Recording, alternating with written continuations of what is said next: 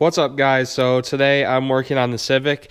I'm going to be replacing the seals in the VTEC Solenoid because, as you can see, it is leaking all over the place, but looks like it's definitely coming from the VTEC Solenoid. So I got two little gaskets that I'm going to go ahead and put in.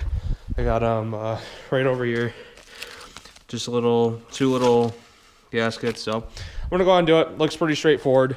I'm going to start by taking the top piece off. It looks like it's just 310 mils. And then the whole solenoid itself comes off when you unplug this, and then just 3 more 10 mils. So I'm going to go ahead and crack the top one off, get that part off, put the new seal in, and yeah, we'll go from there.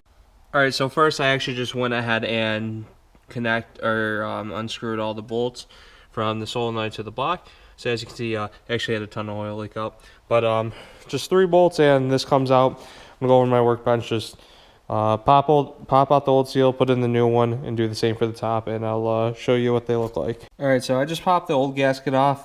Doesn't look too bad. There's a little screen there to catch it. Looks like it's got a little bit of shit there, but I don't think it really matters.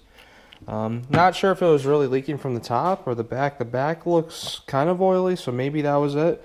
But I'm just going to go ahead and pop these 3 off quick and replace that seal as well.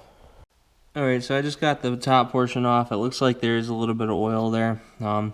Regardless, it's leaking, so I am just going to, like I said, replace both gaskets. So I'm just going to pop that one out quick, pop the new one in, throw this back together, and then clean this up a little bit and put it back in the car.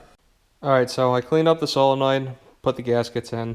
I was looking at the old gaskets. This one right here, the top part of the seal is pretty brittle and stiff, so maybe that's what was leaking. But actually, the gasket they sent me, the screen was in backwards, so I had to just quickly switch it around. So yeah, I'm just gonna go ahead and bolt this back into the back onto the motor. All right, so I got the solenoid back on. No visible leaks yet, but I mean, I'll watch it as the week goes on, see if it's still leaking. So if you like the video, make sure to leave a like.